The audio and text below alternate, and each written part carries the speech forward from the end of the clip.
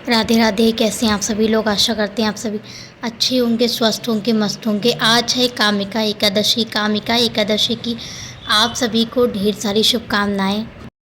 और आज सावन का दूसरा सोमवार भी है, तो उसकी भी आप सभी को ढेर सारी शुभकामनाएं। ये एकादशी कृष्ण पक्ष में पड़ने वाली एकादशी है, जिसे कामिका एक बोला जाता है। ये हर कामनाओं को पूरी करने वाली एकादशी होती है। सावन में पड़ने के कारण इसका महत्व और भी बढ़ जाता है, इसलिए इस एकादशी को बहुत ही शुभ और फलदायक बताया गया है। सावन और एकादशी का व्रत कैसे रखना चाहिए? सावन सोमवार का व्रत और एकादशी का व्रत अगर एक दिन पड़े तो फिर पूजा कैसे करनी चाहिए और व्रत कैसे रखा जाता है, चलिए जानते हैं। एकादशी में भगवान विष्णु की पूजा अर्चना की जाती है और इस समय सावन भी चल रहा है, तो महादेव की भी पूजा की जाती है। जैसे एकादशी की नित्य एकादशी में पूजा की जाती है, ठीक उसी तरह सावन की कामिका एकादशी में भी पूजन भगवान विष्णु का वैसे ही किया जाता है, जैसे हर एकादशी में भगवान विष्णु का पूजन किया जाता है। लड्डू गोपाल जी को पंचामृत से स्नान कराएं, उन्हें पीले रंग के वस्त्र पहनाएं। इस समय सावन चल रहा है, तो हरे रंग के भी वस्त्र लड्डू गोपाल जी और राधा रानी को पहना सकते हैं। लक्ष्मी नारायण का पूजन करें, गंगा जल से स्नान कराएं, पुष्प चढ़ाएं और रोली लगाएं, चंदन का टीका लगाएं। एकादशी के व्रत में तिलों का ही महत्व होता है, इसलिए तिल से भगवान विष्णु की पूजा करें। धूप दिखाएं, दीप दिखाएं। भगवान विष्णु को पीले पुष्प चढ़ाएं, माता लक्ष्मी को लाल पुष्प चढ़ाएं, फल का भोग लगाएं। जो एकादशी का प्रिय भोग होता है वो भगवान विष्णु को लगाएं। धूप दिखाएं, दीप दिखाएं। और तुलसी का पत्ता इस एकादशी में चढ़ाने का बहुत ही ज़्यादा महत्व है, तो इस एकादशी में तुलसी ज़रूर चढ़ाएं। कामिका एकादशी पर भगवान लड्डू गोपाल जी को दूध का भोग लगाया जाता है, तो दूध से बनी मिठाई या दूध का भी भोग लगा सकते हैं। भगवान विष्णु की कथा पढ़े और फिर एकादशी व्रत का संकल्प ले। जैसे एकादशी का व्रत का संकल्प लेते हैं, ठीक उसी तरीके से एकादशी व्रत का संकल्प ले। इस तरीके से एकादशी का पूजन किया जाता है। सावन की पूजा में भी ऐसी ही पूजा की जाती है। सावन के व्रत में भी भगवान शिव के मंदिर जाएं, उनकी पूजा करें। भगवान शिव को एक लोटा जल चढ़ाएं और जिस तरीके से आपने पिछली बार सावन का व्रत रखा है, ठीक उसी तरीके से इस बार रखें। ऐसे ही सावन और एकादशी दोनों का ही व्रत रखा जाता है। भगवान शिव की पूजा करें, मंदिर ज़रूर जाएं, भगवान शिव पर पुष्प चढ़ाएं, भांग धतूरा बेलपत्र अर्पित करें।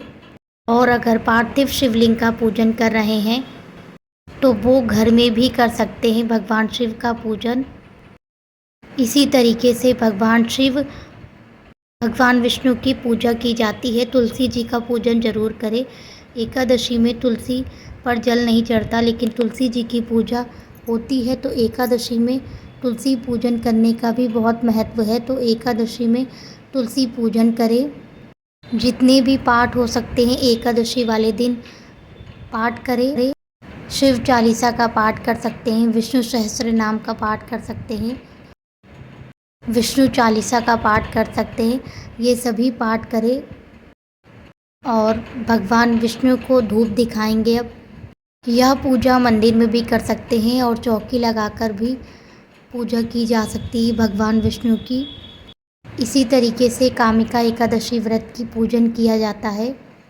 आप भगवान विष्णु को धूप दिखाएंगे, घंटी ज़रूर बजाएं। पूजा करते समय घंटी बजाना बहुत ही शुभ होता है, तो घंटी बजाएं, पुष्प चढ़ाएं। लड्डू गोपाल जी को भी इस दिन फलाहार का ही भोग लगाया जाता है और फलाहार से ही बनी हुई चीज़ों का भोग लगाना चाहिए लड्डू गोपाल जी को। और भगवान विष्णु को दक्षिणा समर्पित करेंगे, जितनी भी हो सके दक्षिणा समर्पित करें। और फिर एकादशी व्रत का संकल्प लेंगे। हाथ में पुष्प और तिली लेकर एकादशी व्रत का संकल्प लिया जाता है। और अब कथा पढ़ेंगे। हाथ में तिली लेकर और पुष्प लेकर कथा पढ़ेंगे। नारायण हरि ओम नमो नारायण हरि ओम नमो नारायण।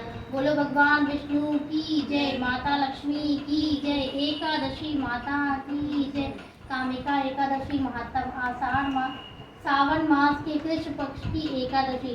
भगवान कृष्ण बोले, हे युधिष्ठिर, सावन मास के कृष्ण पक्ष की एकादशी का नाम कामिका है। इसका महत्व लोकाधीश। एक समय देवर्षि नारद ने पितामह भीष्म से पूछा था। उन्होंने इस पवित्र व्रत में भगवान विष्णु की पूजा कही थी। पृथ्वी दान, स्वर्ण दान, कन्यादान इत्यादि महादान के फल से विष्णु पूजा का फल अधिक है। कामिका एकादशी के समान विष्णु पूजा का फल है। जो फल मनुष्य को आध्यात्म विद्या से मिलता है, उससे अधिक फल कामिका एकादशी देने वाली है।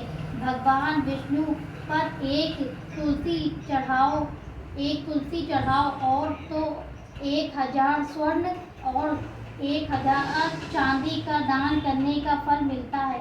बढ़िया वस्त्र व अमूल्य आभूषण पर भगवान कितने शीघ्र प्रसन्न नहीं होते जितना तुलसी जल चढ़ाने से प्रसन्न होते हैं। तुलसी के मात्र दर्शन से पाप भस्म हो जाते हैं। गंगा के स्पर्श मात्र से मनुष्य पवित्र हो जाता है। भगवत चरणों में तुलसी दल अर्पित करना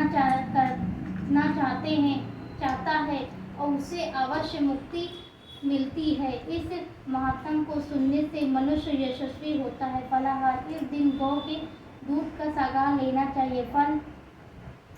फल मिठाई आदि ले सकते। बोलो भगवान विष्णु की जय, माता लक्ष्मी की जय, एकादशी माता की जय, कामिका एकादशी की जय। कथा हो जाने के बाद सर्वप्रथम गणपति महाराज की आरती करेंगे, फिर भगवान विष्णु लड्डू गोपाल की आरती करेंगे। आरती हो गई है। आप लोग भी स्वस्थ रहिए, मस्त रहिए। एकादशी की पूजा हो गई है। आप लोग भी दर्शन कर लीजिए। लड्डू गोपाल जी के राधा रानी मंदिर में विराजमान हैं। आज की वीडियो आप सभी को कैसी लगी कमेंट करके ज़रूर बताइएगा। अगर वीडियो पसंद आई हो तो वीडियो को लाइक कीजिए, शेयर कीजिए, सब्सक्राइब कीजिए और ऐसी वीडियो देखने के लिए चैनल पर बने रहिए। राधे राधे।